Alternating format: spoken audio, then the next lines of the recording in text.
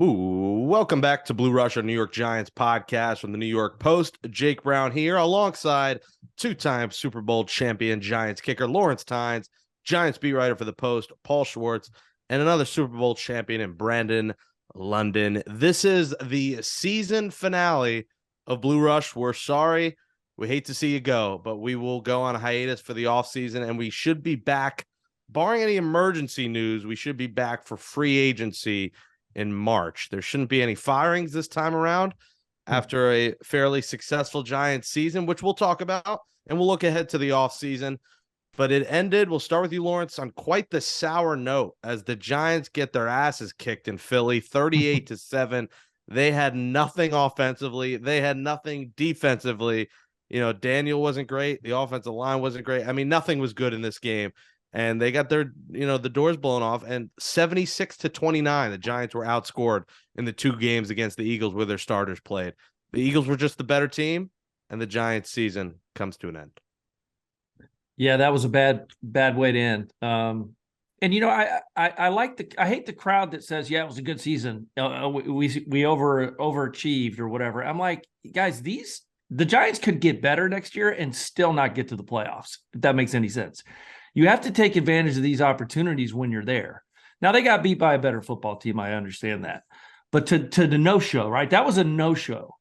And I found myself kind of pissed off watching the game just because you just wanted more out of this staff. But it was a bad plan. They made some bad decisions. Nobody really played well. And it was just a sour note, right? Does it stain the season? Maybe not, but for me, it kind of did. It kind of ended, so poorly. I expected them to compete after what our 2s and 3s did against that team, just a few weeks prior. Wasn't good. In 2 games, get this, guys, 2 games, week 14 in that playoff game, the Giants starting defense has given up 520 yards rushing. Think about that number. 521 yards rushing. I've never heard of that. So right there was the game. We talked about it in our pregame show. They completely dominated that Giants football team from start to finish. So hey, let's be honest. Between Giants Nation, Big Blue, how excited we were running our mouths. We poked the bear. That's why we poked the bear. We talk about the playmakers that the Eagles have. We talk about how strong both their offensive line and their defensive line. We talk about how the Jalen Hurts, was he going to be okay? We poked the bear, and they came out and they wanted to make sure that they stuck their foot and smacked right on their neck and stomped us out in that sense. And not only just the players, the coaches, the fan base, like everything about that, even when you see online from the tailgates, Eagles fans getting into it with the Giants fans, like it was just one of those games where I think that entire city was like, we run the Northeast when it comes to sports, especially in the NFL right now. So it was a game that kind of exposed what the Giants' weaknesses were throughout the season. Kudos to them getting this far with the lack of playmakers, as people may call it, or not having. They have playmakers, but not having the superstars on their teams as other compared to other teams throughout the NFL, especially teams that are going into the NFC Championship right now. And we may talk about that a little bit later on the show. But we poked the bear. We didn't handle business, and that's what happens. That's what happens in those moments. Paul, what was it like at the link? Well, it was a disaster, but look, that's the 10th time I've driven there, right? And the Giants have lost, right, since 2013. Now, it hasn't always been like that, but so I have no expectation going in there the Giants are going to win. Look, the Giants are not in the same class as the Eagles right now. That's just all there is to it. The Eagles and the 49ers were the 2 best teams in the NFC all year, and they're going to meet in the NFC Championship game. Very, very appropriate, right? The Eagles, at the start of the year, no one looked at them and said they are absolutely a Super Bowl favorite. I picked them to be in a Super Bowl, actually. So, kudos to me. Great. I made a good pick. Okay, I made a good pick. I make a lot of bad picks. That was a good one. But no one thought the Giants would go anywhere. But I agree with you, Lawrence, that the time for it was a great season. Is in a few days. It's not then. It's not in the immediacy. Sometimes I take a step back and think, because I'm so close to the Giants, covering them, and I take a step back and think, what would I have thought just watching this game as a neutral observer? We all love football, right? So we all going to sit down on our couch and say, oh, we got a playoff game tonight, man. I'm excited for this. And if you see that, you turn it off at halftime, you say that was a lousy game. The Giants stunk. So, they made people turn off their TV sets. And Brian Daboll after the game was as quotable as he was all season, because I think he was stunned, right? What did he say? He said, I feel like crap. He said, Lawrence, what was the term he used? I forget. What he crash landing. Landed. This was a crash landing, and it was. He was stunned. He knew that it was going to be an uphill battle to beat that team, but he didn't think his team would get outclassed. And I see the owners' brothers. I see all the family. Steve Tisch is there. Everyone's there. They all go in the locker room. You know the deal, guys. They go in the locker room. They have a little, blah, blah, blah, good season, and they all leave. And then they got to all limp home, on 95 going north. It's they hate the Eagles. So that was a bitter night. In the days to come, they will relish how good a season they had. And you know what? Thank goodness that was not the first playoff game. Because when you do that in the first playoff game, you say we didn't belong. The Giants did belong in the playoffs. They just didn't belong past the first round of the playoffs, as it turns out to be. That's for in the coming days. Do you think it was a crash landing because everyone was so high? Like everyone was so high on this team. And I'm not saying that they were walking around with their chests out. But this team believed. They believed in both their coordinators. They believed in their head coach, and they believed in the leaders in that locker room. Same thing with the fan base. We haven't seen Giants fans this excited in a long time. So do you think it was because people get beat, people get smashed out all the time in football, but do you think it hurt even more because people had they had the expectations? They put expectations on this team. Yeah, that's a great point. That's a great point, Brandon. Yeah, I saw some nerves, and I didn't see that in Minnesota.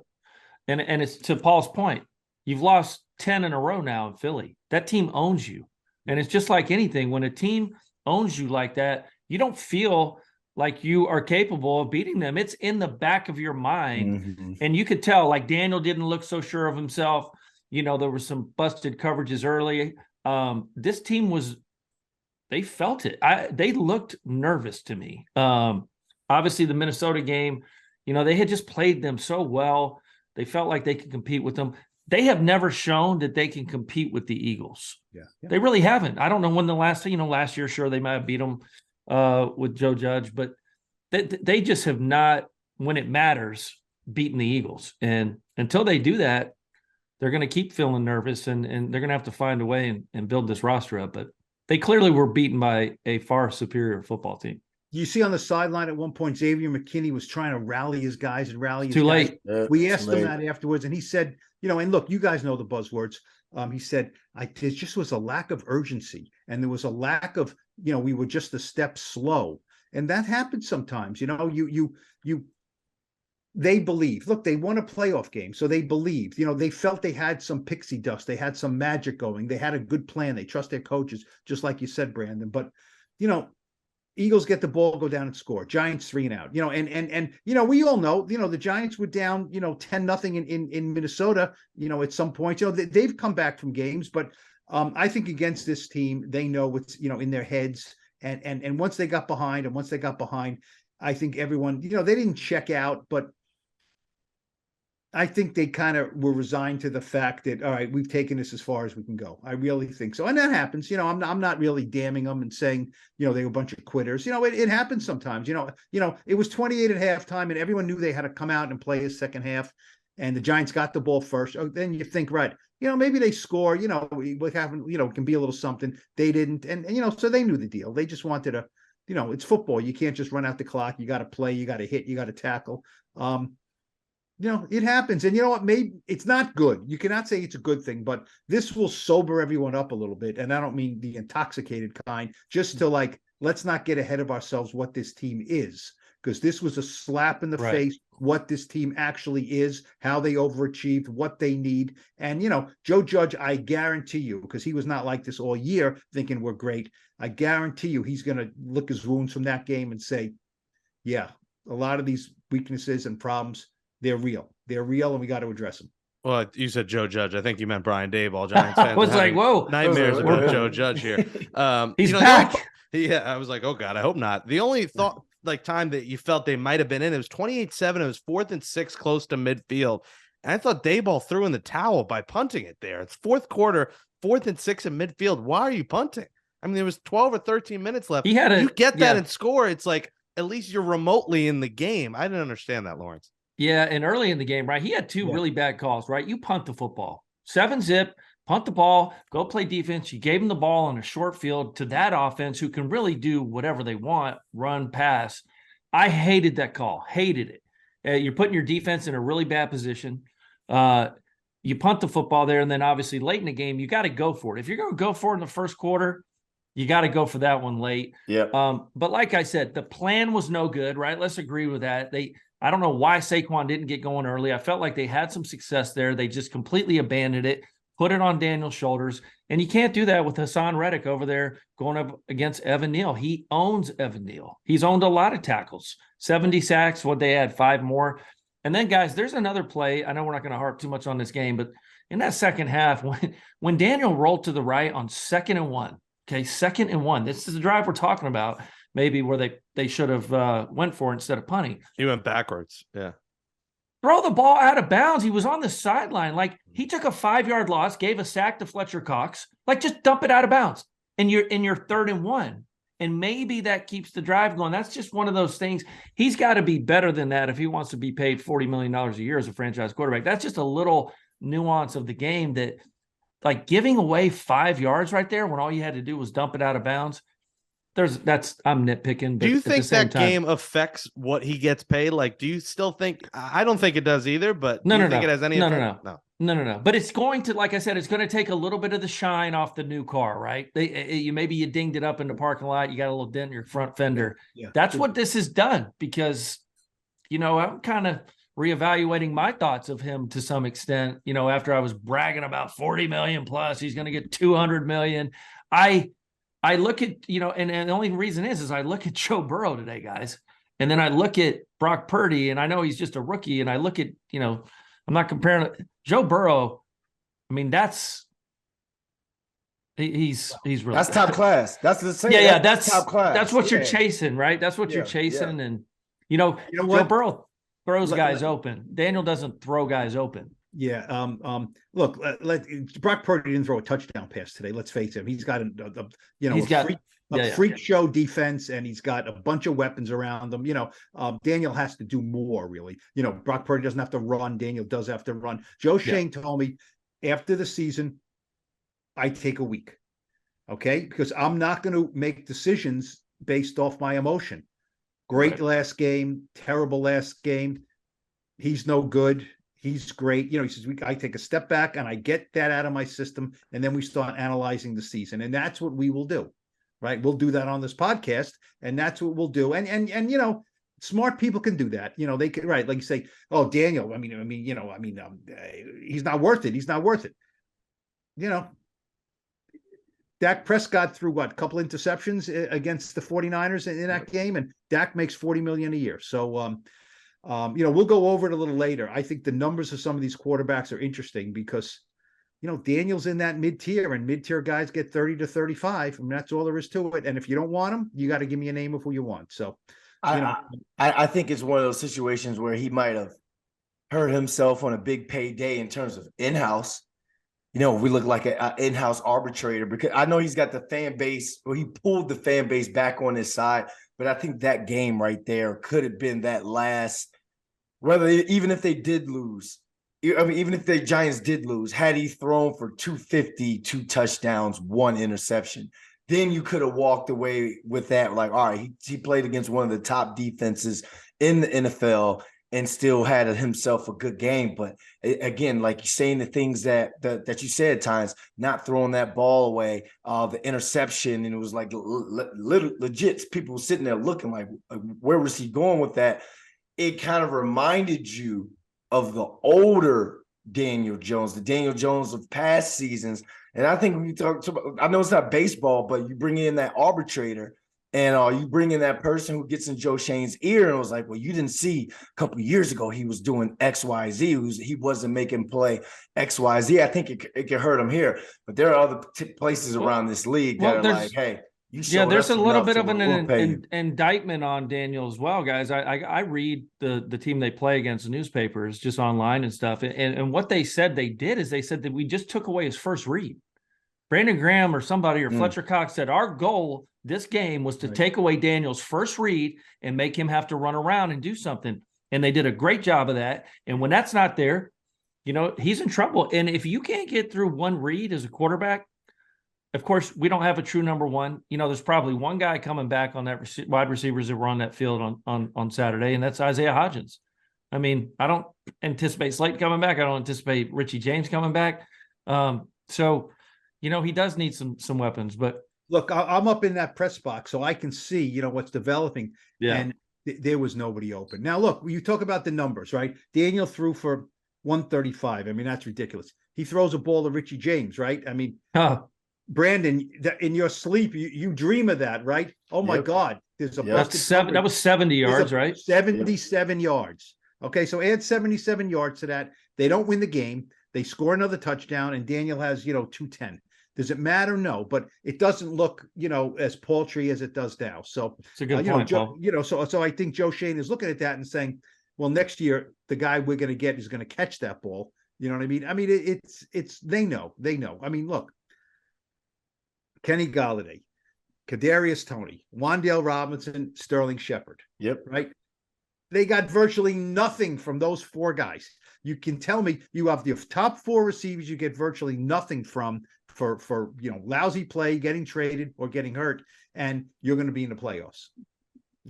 It's there'll be a whole new crew next year. Lack of playmakers and the fact that ESPN says he was pressured on 64% of his dropbacks in the first half. So Daniel Jones' agent, go get ready. This is your season right here, because now you've got a lot to go back to counter at the Giants or at another team and be like, hey, if you can protect them and get them weapons, look what Danny Dimes could do for you. So he might be the real, like in the words of Kevin Durant, you're the real MVP to his agent if you can get him real money. Now, after the game, he was asked twice, Daniel, do you want to come back here? And neither time he said, yes, I want to. Saquon said right away, I want to retire a Giant. I cannot envision that was my last game in a Giants uniform. Daniel was asked that twice. He didn't answer it, and, some people said, oh, man, maybe he's wavering here.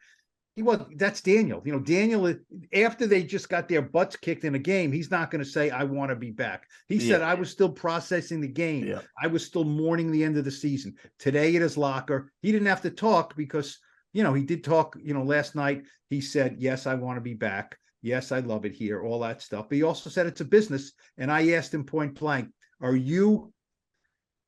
said, you are really uncomfortable with this part of the game. He said, I really am. It's not my favorite thing. I play for the love of the game. I play for this. Look, he plays for the money also. We get it. But, he made 25 million in 4 years. I think we all can agree he's going to make more than that in one season for an average. And that's just the way it is. But so he's not relishing, I don't think this. He's going to relish the direct deposit at some point next year. He's not relishing this business part of it. He really isn't. That's just not his way. Yeah, I was blown away by Leonard Williams and Saquon Barkley's comments to the media. Absolutely blown away as a player. Yeah. If I'm their agent, I would have lost my mind. Saying you would love to be a Giant for life, saying I would be open to maybe a pay cut. I mean, what are we doing, guys? It's theater, Tynes. It's what theater. The team will use every single word. The team will use. I've done this, Brandon. The team will use every single word against you. And I promise you, when they're talking to his agent, they're going to say, well, we know Saquon loves it here. It's their job to get you for the lowest price. It is. That is their job in management. That's how they build a roster. And those Lawrence, two players say that's why when you look at Brian Daboll's, he doesn't come out and say Daniel. He doesn't say Daniel played great. He only says good. Good. This is a game, man. This is the business. He did what we asked him to do. So then the agent can't go and say, we have the coach saying we couldn't have won without him. We have Thank you. What does your coach say? Trust me. Trust me. It is do a that. You do that for the court of public opinion. You do it for the fans. You let your agent be the bad guy. Them fans ain't writing that check though. Leonard Williams' agent wasn't he upset that he said that? He's like, what do you mean? We're not taking another pay cut. We're not restructuring the deal again. I think I read that in a report somewhere. Someone check me if I'm wrong, but you're saying, how Giants Twitter is. You know how this fan base is. So they're sitting there reading that, hashtag, that's my running back. Hashtag Leonard Williams seems like he wants to be here. But behind the scenes, that agent's like, show me the money. Well, they've already showed him the money, Leonard. Yeah, they're not showing him any more money. He is the obviously not a free agent, but he is an interesting case because in my opinion, and we just talked about the rushing numbers against this team, and I don't know if it's Wink's scheme. It has to be. There's no way you have two players that talented, Leonard Williams and Dexter Lawrence, in the middle like that, and you give up over 520 yards to the Eagles. There's no way. It has to be scheme related or something, because I think they're both pretty good against the run, but they just don't set the edge very well. Aziz is out, Kayvon's light. There's not one inside linebacker who is going to be back. I don't think. No. You know what I mean? So yes, I agree. First, don't forget, Leonard Williams missed a lot of time, and he's got nerve damage in his neck. He's got some nerve issues in his neck. We know Dexter's great, but Jihad Ward was on a 1-year deal. Is he coming back? Ojulari wasn't out there much. Kayvon is an improving run stopper, and the inside linebackers. That's, I'm going to be 100 years old by the time they draft an inside linebacker in the first round, because they won't that can cover a tight end. That can cover a tight end, yeah, and that can play downhill, play on the other side of the line. I think watching that San Francisco, that Fred Warner dude is like Greenlaw, Fred Warner. They got another kid, I can't even think of his name. Go get the Tremaine Edmonds kid up in Buffalo. Hey, how about Landon Collins not getting one snap? Right, we thought Landon was kind of ascending as he's the hybrid. Landon did a little bit, and then they buried him, and then they kept him on a practice squad, then they played him, and then they saw what he was like, and then he said, right? But we put Jared Davis out there, and again, what did they do every time he was in the package? They audibled and went to space and made him cover and threw the ball. It's I know he's a great run defender, but it seemed like every time he was in there, they audibled to a back out of the backfield or some sort of tight end route in his area. He can't cover. No. We're getting off task here, Jake. I'm sorry. We've been bouncing all over the place. As you look at the offseason, they need linebackers. That's one of the top needs of this team is, playmakers and linebackers. Jalen Smith, too. He's probably not going to be back, I would imagine. Oh, God, no. Yeah. He had a couple plays where he just looked lost out there. I could show you a damn reel of them. The highlight reel, the non-highlight reel of Lawrence Tynes. All right, so then let's talk offseason. Is that the number one need as we look ahead here? Linebacker? Do you go playmaker first? Lawrence, what do you need here? Well, first you have to figure out Leonard Williams, Daniel Jones, and Saquon Barkley. That's your priority right now, I think. There you go. Franchise one, transition tag one. That's gonna make your plans for the rest of the off season. But certainly I'd rather go to the draft and get a receiver. These kids coming out are ready. Oof. These kids are ready. They've been playing, pass offense since they were in 7th grade now. These kids are ready. They're polished. If you find the right one, he can come in and start and help you immediately. So I would definitely go the free agent route to get a linebacker though. Yep. Or two, whatever that looks like. Again, don't forget we got the young man that's injured, and I can't think of his name. Paul, you would know better than I do. Torn ACL that was a training camp. Darian Beavers. Yeah, Beavers. Darian Beavers is probably slated in. And I think what Giants fans need to remember is we've got a host of really good talent that's IR'd. So a couple linemen. You've got that Beavers kid. You've got Colin Johnson. People forgetting about this young man. This receiver, 6'6", big man. I think he's got a shot. I don't think he's a 1, but he's going to stick around this roster. But yeah, that's that in that order. Take care of the in-house guys. What are you going to do? Go get a linebacker in free agency. And then, I would draft skill early, young, early. I agree with you. Oh, go ahead, Paul. My bad. They have, 53, 54 million, it looks like right now. That can be eaten up quickly.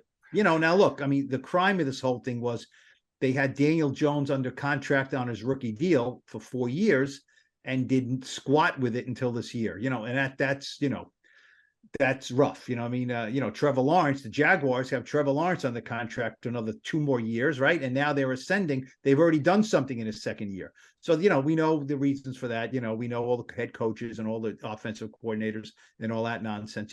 They've wasted Daniel's time here. So they will have some money, but yeah, they have to decide on the quarterback, which we think, I think he'll come back. I mean, look, guys, look at some of these numbers, right? Forget about the Aaron Rodgers at 50. And let me ask you something right now. Who would you rather have, Daniel Jones or Kyler Murray? Not a big debate. Not a big debate. Daniel Jones. Kyler Murray. Okay, that's fine. We got a split decision here. Kyler's making 46, right? Right. Making 46. So, I'm not going to mention Mahomes, Josh Allen, Derek Carr. Do you want Derek Carr in his team right now ahead of Daniel Jones? No. Okay, Derek Carr's making 40. So if I'm Daniel Jones's agent, I'm saying, you're starting at 45 minimum. You're starting at 45. All right, Stafford is 40, but he's older. Where's right? Dak Prescott? Where's 40. Dak Prescott? There 40. you go. I think he's better than Dak Prescott. Okay, now that's the top tier. Okay, now we get the middle tier. I think we can agree that Daniel's in the middle tier. How close to the top of the middle tier? All right, so who would you rather have on a team right now, Kirk Cousins or Daniel Jones? Daniel Jones. Ooh, really, Tynes? Kirk can spin it, man. Okay. He can't run, though. He's a statue. That's 35. Okay, 35. So that's an old deal. It's always about who's up next. That's correct. Yes. That's an old deal. Okay, Jared Goff. Oh, I like Jared Goff. Okay, he had a good year. He did 33.5. Now, see, Carson Wentz 32. That's an old deal. We know that's no good. Now the Ryan Tannehill deal I think is interesting because he's at 29.5, so 30. Now you remember 4 years ago, right? So for inflation, he's probably like at 34 now or something like that, right? And Tannehill was kind of a guy who I think they're not the same player, but don't you agree that kind of like middle tier, you can win with Ryan Tannehill, people thought you can win with Daniel Jones. So to me, seeing Daniel and it's like, oh, it's our Daniel Jones. He's quiet, he's boring, he's Daniel Jones. And you got to start at 35, 36, 37. I'm like, what? That is insane. But that's the cost of doing business, right? It is. And that's what I've said on Twitter when people come at me is like, that's just the cost of doing business. Whoever's up next, like Kyler Murray. Kyler Murray is not a $46 million a year quarterback. I don't care what anybody says. Nope. But he bitched and whined and complained and wah, and he got his money. And Daniel's the coach who loved him got fired, right? Exactly. So now they're in a hole. They gave a guy $180 million, whatever the hell they guaranteed him. I'm telling you, Daniel's his agent's gonna come in at 45. And that's where I would start. Because that's the new deal. I mean, if what is Rodgers, 58 million next year? 50. Oh, next year I don't 58. know. 58. It's like a $58 million crazy number. So I think 40 something is right for him. Now and that's where it's going to end up. Him. They could franchise him for 31 at 30 or 31, which it kills your cap. I'd be upset. Yeah. It also it's what is the message you're telling Daniel at that point? Yeah. It's like you ask a girl out for a date and you say, I'm going to take you out to a good dinner once. You get one good dinner and you better impress me because there may not be a second dinner. I mean, I don't know what that says. And then, is Tyrod the backup? Do you draft the backup? It's, you can do that with Saquon, who would not be happy. He said in the locker room today, who would be happy getting the tag? You could tag him for 10 or 11 million. And that makes sense from a football point of view, but from a business point of view, but not from a, face of the franchise point of view. I mean, I would love to be in the room when those guys are making these. Wouldn't these conversations be fascinating to hear behind? Yeah, Leonard Williams is interesting, right? With that $32 million cap hit. I mean, you have to do something. And I see them. I've always thought he was someone that gets dealt out in the offseason, and then you just draft some young big stud like in the third, fourth round. That's a run stopper. Pair him up with Dexter Lawrence, because you have to be. I think in this system, when we talk about inside linebacker or some sort of linebacker, Wink might not be here. So you can't draft someone specifically for his type of defense, because then that new coordinator, this guy that you draft, and let's say you take him in the first round, he may not fit the scheme of the new defensive coordinator that's come in. But there's two positions we haven't talked about that the Giants really need to address: CB2, second corner, and a tight end. If I say you go look for it, do you trade for a Darren Waller, who may won his way out of Las Vegas after that year? A playmaking tight end. Not saying Daniel Bellinger can't get better and all, but you need a yak tight end as well if you don't hit on the receiver that you want to hit on. And as terms as cornerback too, Adoree Jackson played his tail off this year, but now he's starting to be on the other side. This is now that time when you go to draft his replacement to take over for him once that Adoree Jackson deal ends as well. So I think cornerback, a CB2, and a tight end has to be on the radar as well this offseason. Hey, how much do you extend for Julian Love? Julian Love today in the locker room gave one of the best campaign speeches I've ever heard. He is smart. He is articulate. He's a great guy. We all like him. He likes us. And he gave, he should fire his agent and just represent himself. He gave blow by blow without tooting his own horn. He said how valuable he was. He said, hey, when Xavier got hurt, I knew I had to take more and more and more. And that was at putting myself at risk. But I did it, and I stayed healthy. And, he talked about, the culture and his value and this and that. I mean, McKinney's going into what, year number 4? Yeah. So you're going to have to pay him at some point. So how much do you extend for Julian Love? Yeah. You say, oh, bring everybody. Julian said, look, I'm not trying to beg for bank.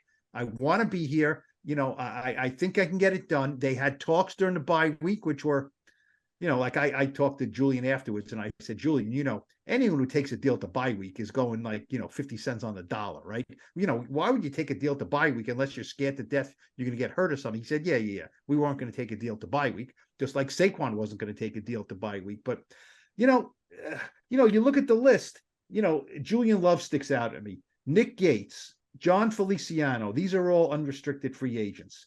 Breida, Jihad Ward, are they going to bring back the punter, you think? The Scottish Hammer? I don't know about that, right? Yeah, I don't know. He's young. He's got a big leg. I don't know that he did enough. I think maybe on a 1-year deal. I don't know that anyone's going to be offering him a multi-year deal, but you bring him back on a 1 year and bring in a college leg. But you listen, Fabian Moreau, O'Shane Jimenez, Richie James, Slayton. Yeah. There's a bunch of decisions to be made. I kind of made my own keep and walk list. Let's do it. Yeah. You guys want to play the game? Let's do it. Yeah. Just real quick. All right. Daniel Jones. Keep. Okay. Saquon. Walk. You're not going to give us an answer? Or you're just gonna let us guess? Who, me? Yeah. Yeah. Do you have a I'm keep? a keep. Yeah. Oh, okay. Yeah. Okay. Keep. Saquon. Walk. I know you're saying walk. Brandon London. Walking. He can get paid. He's going to get paid somewhere else. He's going to get what he wants somewhere else. That's you keeping Saquon? I think they'll keep him. Yeah, I can. No. I said, are you keeping him? Yes, I'm keeping him. I like. You know why? I like him. I like dealing with him. I'm keeping him. If they don't do well, fair. I don't get fired. I'm keeping negotiating with emotions. With the media. Here's an interesting one. Sterling Shepard. Coach. Walk. Too many injuries. You guys know the I say walk. Coaches. Yeah, you know what? I don't want to see him get hurt again. That's the only reason. Yeah. I don't want to see him get hurt again. This new group, right? I remember when Daboll was hired in the field house, right? He's up there. There's almost no players there. Sterling Shepard is on freaking 2 crutches. He crutches over to Daboll to shake his hand. I'm like, that's a smart guy. Yeah. And they sign him, they pay him nothing, right? They pay him the veteran minimum to come back. He does okay, catches a touchdown in the first game. So this was like his, well, prove it for no money thing. And he got hurt again. Mhm. You know, I'm not blaming him. He got hurt again.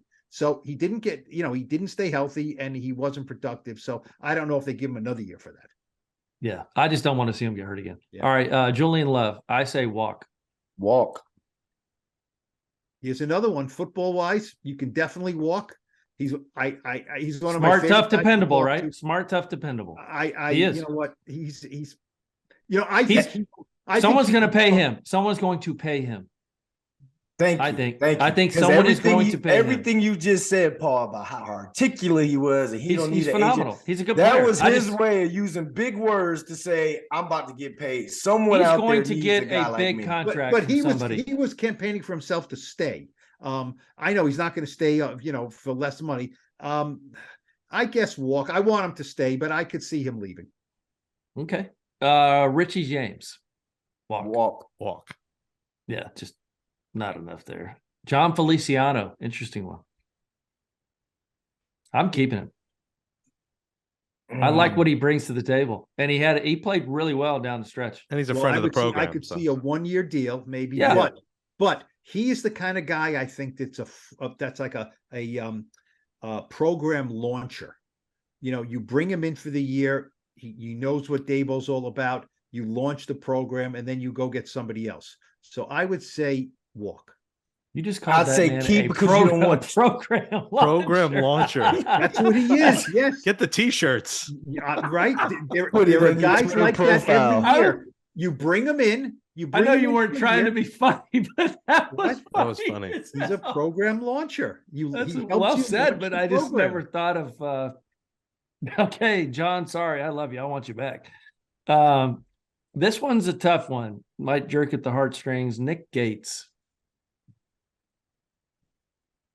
You know I what? say walk. I say walk. I'm a businessman. I say think- keep. If he's not going to sign a big deal, he can play guard and center, and Okay. he can be your fifth starter at one of Yep. those positions, or he can be Yeah. a backup at every position. And he'll make a couple of $1,000,000. Fine, and he'll get stronger too. I would think. And also, yeah. you don't want too much turnover on this roster. You want some familiarity as well. I like Feliciano. I think so. The last two, we'll just lump them together for time purposes. Fabian Moreau and O'Shane Zimenez both walk for me. Walk. Even though Yes. Moreau was fantastic, had a great season. Someone will give him a 2-year deal. I thought he was good. Yeah, I like O'Shane a lot. I think he's a really good guy. But Yeah. he had some chances when just unfortunately Ojulari was hurt all the time, and he's probably have to move on. He's still young enough to make a dent somewhere. Yeah. He'll, I say Fabian, you keep just to Ooh. keep that secondary kind of intact as much as possible, and let him compete with the cornerback 2 that you draft. And then on O'Shane, I see like Lorenzo Carter. Lorenzo Carter went elsewhere, went to Falcons and had himself a stronger year or a bounce back year than what he had here. I think you got Dane Belton takes over for Julian, and Flott takes over for Moreau. Ooh, Your boy, Yeah. Flott. Flott can go now, but they've got these guys. That's he's a they drafted program well. launcher. Program launcher. That and Paul's reference to the take a Like- girl on a date. Like those two things are trapped in my head right now. Those two references. You got to And remember a lot. Lawrence, somebody told me once, we'll bring that Tynes in. He'll be a program launcher. Program for us. launch. Program That's right. launcher. And you never The left. brand. You never left. You Never never left. left. That was a program launcher. Yeah, That's you never amazing. left. Yeah. A lot of these decisions too could depend on if these coordinators are back too. Like if Wink likes a guy, he might bring him back. So we're not going to know until that's decided, because we think Wink should get a head coaching job. Kafka, I think, will end up staying, but we'll see about Wink. That could reflect a lot of these. Wink's only got decisions. one interview. He's only got one interview right now with the Colts, and I don't even know if he had it yet. I think Kafka's a hotter candidate than Wink. I do too. Yeah, I just think that's the profile that these NFL teams want. You know what I mean? Wonder if Wink will rock the sleeves as a head coach. Of course he will, right? Can't change who you are. No, you got to. Yeah, no, you got to. Rock the sleeves. That'd be Yeah, cool. yeah. Well, the Giants will have 50+ million, and they'll clear space. It's going to be closer to 60+ million in cap space. And Joe Shane's first off season after his first offseason after a season with the Giants will come up, and it's a big one. I guess we'll close with this. Do we want a state of the union of this Giants season and where they go from here? Lawrence, your thoughts on the season as a whole? I know you said fans shouldn't be happy, but say you're looking at this a week later, it's not a couple days after. Yeah, listen, I just think of this. This is the thing that sticks out to me this season. 1-4-1 in the division. When you build your football team, you are only building it, like Brandon, you know this, to beat the teams in your division. They're not even close, guys. They beat the lousy Washington Commanders and tied them once. They are so far away against Dallas and Philly that they beat up on some bad AFC teams. And I'm not saying it's not easy. It's not hard to win in this league. It is. It's very hard. But 1-4-1, that's what sticks with me. In your own division, Philly's going to get better. Dallas is going to get better. The Giants are going to get better. That's the thing. Every team's going to try and get better this offseason. So, listen, they did go from 3 wins to 10, right? If you count the playoff win, that is a significant. So who's to say they can't go from 10 to 12 or 13? That would be the difference. But it was a good year. I'll remember this team for a long time. I thought it was a great year for them, but let's not get it twisted here. 1-4-1 in the division. Yeah, and they gave them hope. They gave this fan base hope again. You're seeing young Giants fans coming to games, young Giants fans showing up to events. Before you ask a kid who your favorite team is, they're like the Buffalo Bills. Oh, I like Josh Allen. None of the younger generation was really talking about the New York Football Giants. But now you gave them hope. And now that you just mentioned that, Tynes, the 1-4-1 and building your roster to be able to compete in your division. Now, okay, you got the hope. Now you get back to some of that, a modern old school. And what have the Giants always been known for? Big Blue Wrecking Crew, solid defense, being solid in the trenches, and also having an offensive line. So now you got to bring that aspect back to your football program and put that on the field and as your product of football. But again, at the same time, you're looking forward. People are excited about next year, and you're only on the way. They're only on their way up. When you go into any year, especially with a new coach, to me, the Giants had to answer these 2 questions more than any other questions. Do they have a coach? Do they have a quarterback? Do they have those things? It was a new coach. It was the old quarterback in a new system. I believe they have a coach. You know what I mean? Now, look, Ben McAdoo was 11-5 after his first year. If you would have told me he's not going to make it out of his second year, I'd say, what, did he slug John Mara or something? Why wouldn't he make it out of his second year? So you never know. But I think, Daboll is going to be here for a relatively good amount of time. Do they have a quarterback? Daniel Jones, to me, had to prove he could stay healthy. He did. He had to have his best season he did. Let's face it, he did. Yeah, they have a quarterback. I'm not saying he's a superstar, but I think they can move forward and win, a lot of games with him. So those are the 2 things they answered. But they won a lot of close games. Half of them can go the other way next year, and they can be almost the same team. Mm-hmm. So 9 can go to 7. And now you're not in the playoffs. Now you're 7-10. Everyone says, what the hell happened? So they made great strides, but this is just whetting the appetite, I think. Now it's up to Joe Shane. Now, okay, the first year you didn't have a lot of money. Just do what you can. Sign these 1-year guys and we'll take it from there. Now he's got some money. So now they got to pick it up. Great free agency, great draft.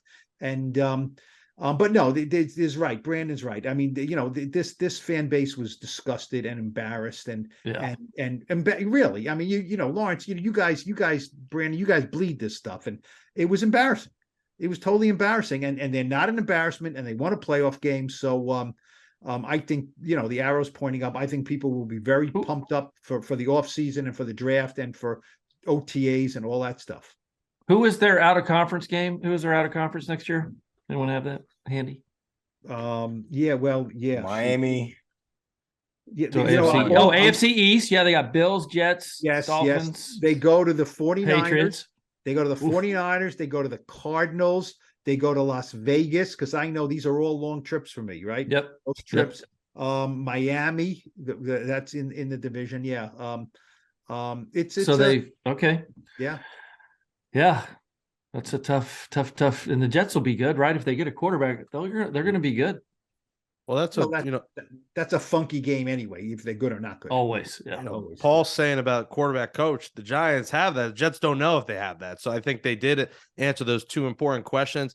And I think you can't overlook the fact a team loses its first 4 receivers. I mean, how are you supposed to win with 5 through 9 and with your $72 million man getting a celebration for a block every week? I mean, that's not fair on a team to celebrate that. Like, they need playmakers. They need guys for the quarterback to get the ball to. And I think that'll make a huge difference. They had such bad luck and so early with the injuries. A lot of these came earlier in the season. And I think Wan'Dale Robinson coming back will be huge. This is a guy that you could do so much with on the offense that they lost. So I think the injuries really doomed them. I think the future is bright. Dayball is a fan favorite. As I always say, the greatest fat guy in New York since Biggie. He's only going to get, his story's only going to get better if the Giants could win more playoff games. Hartz, do you want to close us out with your fan outlook of this Giants season? Look, as a fan of the Giants, this is all I could have wanted this season. The Giants aren't a punchline anymore. They've been a punchline for the past few years. The fact that we got a playoff win, we got a playoff team. If you told me before the season started that we'd be in the playoffs and we'd win a game, I'd sign up for that 10 times out of 10. Does it suck the way that they lost to the Eagles? Yeah. LT's right. Everyone's right here. They got to get better. They will get better. They have a coach. I think they have the quarterback.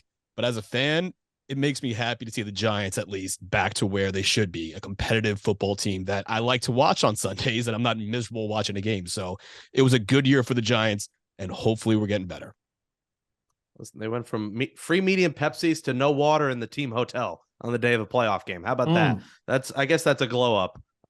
No Pizza Hut, no water, no victory for the Giants. The season is over, and so is the season of Blue Rush. Guys, it was a fun year. Brandon, welcome to the program this year. Had fun with the the SNY studio, the Blue Rush previews. Shout out to Chris DeLuca and Emma Kate Austin. Did a great job helping produce the show along with Andrew Hartz and I this season. We couldn't do without them. I think the video aspect was fun. Numbers were great. We killed it this year. The Giants killed it. It was the best season of Blue Rush. And, we assume that we will be back next season. And we are looking forward to that. And for one final time, the Scotsman, as he does best, will close this season of Blue Rush next. And that says cheerio to episode 142 of season 4 on Blue Rush, our Giants podcast from the New York Post. You stumbled a little bit there, but that's okay, Lawrence. I did, but you're interrupting. Let me finish. Thanks to Jake Brown and Andrew Hart for producing the show all season long. Thank you for the credit. A wee stumble there, just a wee one. We might as well stumble. It's the last time we'll do it for a very, very long time. The off-season is ahead. It's been a fun season of Blue Rush. It's the most fun season when the team wins football games and we have playoff podcasts. It's more money for the New York Post and for us. But, Lawrence, as we look ahead, what does your off-season entail? What do you do now? Do you go to a tropical island? What do you do? No, it was a lovely wee season. What do? I just go back to work and dream about podcasting. What else would I do? All right, let's go. For Brandon London, Jake Brown, Paul Schwartz, I'm the Scotsman, Lawrence Tynes. Thank you all Giants fans for supporting Blue Rush all season long. We appreciate you not only listening to the show, but also watching our lovely faces on the New York Post Sports YouTube page. We are done for the season, but we'll return to your eardrums when free agency gets going in March. Until then, we will chat with you all next time on Blue Rush. Cheerio! I'm chuffed. Thumbs up.